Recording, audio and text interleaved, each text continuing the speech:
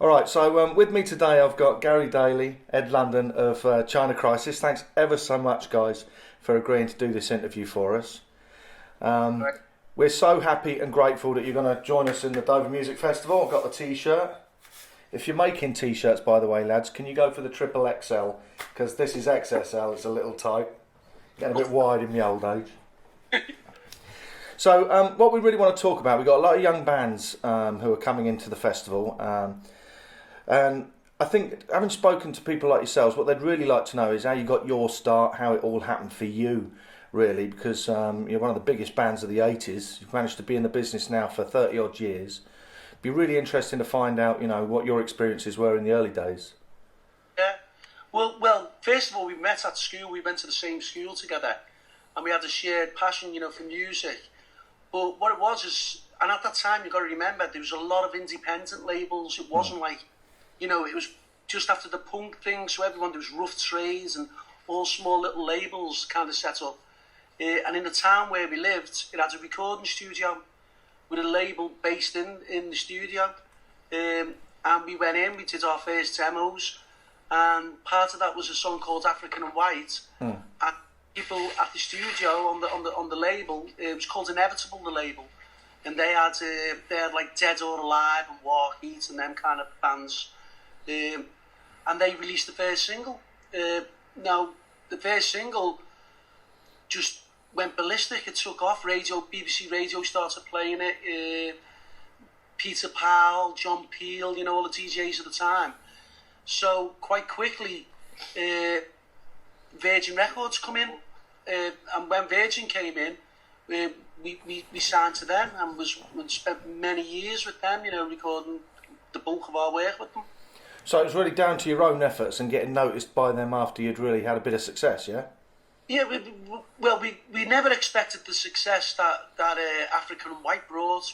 We didn't think it was going to be as huge as what it was, but that was the power of radio. Radio is a very powerful tool, and if they start playing with you, it's great. It does your career.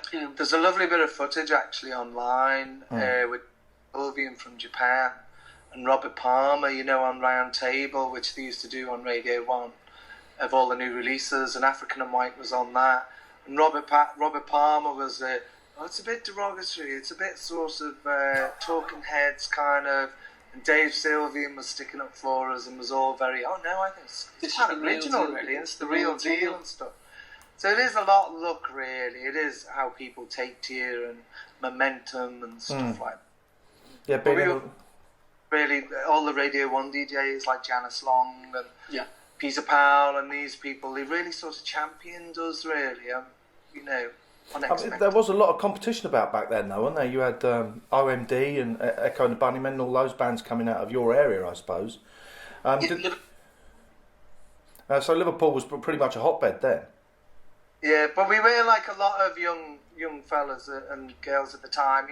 Everybody was in a band when we left school, and we only noticed that we were still in a band and being successful when our friends started getting proper jobs and going for careers. That we suddenly realised, it doesn't happen for everybody really. It is a bit of luck, and it is a bit, you have got to work hard, but there's an element of luck, isn't there? I think there's an element of luck, like getting found at the beginning, but the hard work maintaining that, is like is producing. I mean, you've got to realise, like, we did like 5 albums with Virgin, and there was basically hits off every album. The first album, third album, fourth album. To maintain that all the time, that's the real hard work. Where it, Well, I was going to say, one of the things about your band in particular, I think it's really noticeable, is the longevity of the music. It's not really in a place and a time. I think it really does last. I think that's one of the reasons you guys are still going. I mean, is that, in your craft, were you deliberately going for a sort of, this is going to last sound, or are you just bubbling up with all the energy and doing what you do and that just happens? Or is it work? I think it just kind of happens. I mean, don't get us wrong, the song is the most important thing. And the song is king, so whatever the song needs, whatever instrumentation we kind of get. We've never been like, with a rock band we only do that, or with a synth band we only do that. we embrace it all. We love synths, we love drum machines, we love rail drums, we love whatever the song needs, I think. Yeah. So kind of instead of being trapped in like a little fashion pocket, whether you're a synth band or whatever, I think we're more, the song will dictate whatever instrumentation it needs. If it needs vibes, if it needs strings, if it needs horns, then we'll do it. We'll do it. We're not just a synth band or a guitar band or. So I take it from that you must have fairly eclectic influences, because you do use quite a few instruments in your music, don't you? So what are your major influences? What drove you to want to make this noise? It's so broad, isn't it?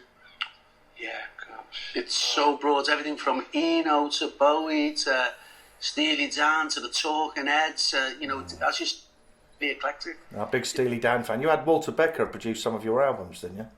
Polish guy. Yeah. But so it's really broad. It's like basically we like anything that's good. Yeah. I suppose that's true of all of us, isn't it? Whatever resonates. So what you're recording your new album now? What's your new album called? Autumn in the Neighbourhood. Autumn in the Neighbourhood. And when can we expect that to be released? Well, in a few weeks, actually. Yeah. But actually, it's our first in 20 years, and it's for the Pledge site, which is an online thing which fans basically pledge to help towards the cost of making the record, so they make it possible. This was just something we found out last year because we've never really stopped playing. We've always played at some point or other the last 20 years. So when we found out about this site and the fans being able to be part of it, we thought it was quite a nice introduction for a band of our, standing really. Control of it, to be in control of the budget, to be in control of everything. And we sort of feel like we've understood the business enough to understand that, well, basically, we know how to make a record. So it's a good starting point for us. Although we do fully expect to sort of license it once we have completed it and completed our commitments to Pledge. But most probably will get it manufactured and distributed by a company. Well, yeah, for sure, really, because we want it to be in shops and on radio and all that kind of thing, really. I mean, I was looking at pledgemusic.com. That's a really interesting vehicle, and I noticed you guys have had a good subscription on that as well.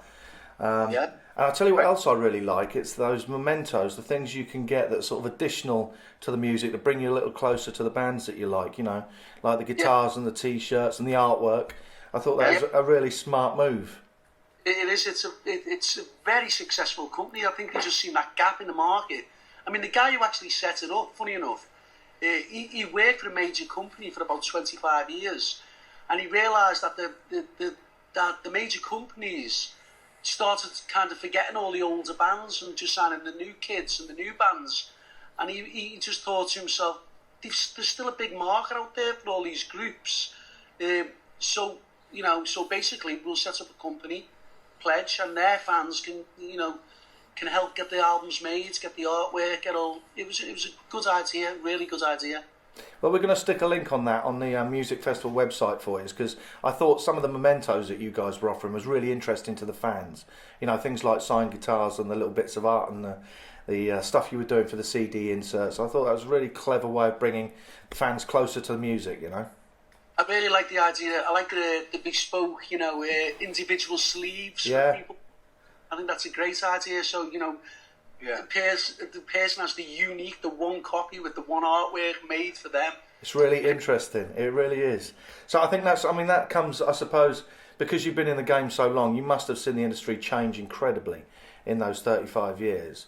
I'm a bit of a fan of good music, so I'm not going to say it's changed for the better. There's an awful lot of what I would call manufactured stuff going on in the market. I mean, who do you rate today? Who do you think is really good today? Who do you listen to? I like kinds of newer acts, and a lot of them are like, students from the Liverpool Institute and that. I like the new Dan Kroll stuff. He's doing quite interesting stuff. I do like the London Grammar thing as well. I think that's an album, but it sounds a little bit like 70s Judy Zook to me. But it's just like a modern version of, 70s music, and I kind of like that because it has a real, time about it, I think, Yeah. Yeah. I mean, I do like London Grammar myself, and I agree with you. We're starting to go round the circle again, I think, a little bit, as we always do. You know, our synth is going to come back big time, I think, very, very soon. So we've got a single as well from the album. I understand we've got Everyone You Know. I think have you released that single, or is that just for download on the website? Yeah, that was a free download for people who signed up, you know, towards the pledge campaign. So they just got that as sort of a taster, really. It's a taster. Yeah. And it's not. It's a nice one because it doesn't really inform people too much, really. It's a nice poppy song, but it's not necessarily the complete flavour of the album, is it? Really? Yeah, it's a weird one, you know. I wouldn't say it's the killer track, you know. It was one we were happy to give away.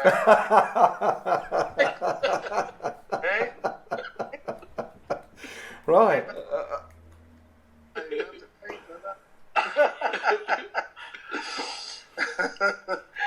All right, well, look, guys, listen, thanks ever so much for meeting with me today. I know the people in Dover are going to be very pleased you've done this. I think it's great that you've done us the honour of coming down to sunny Dover.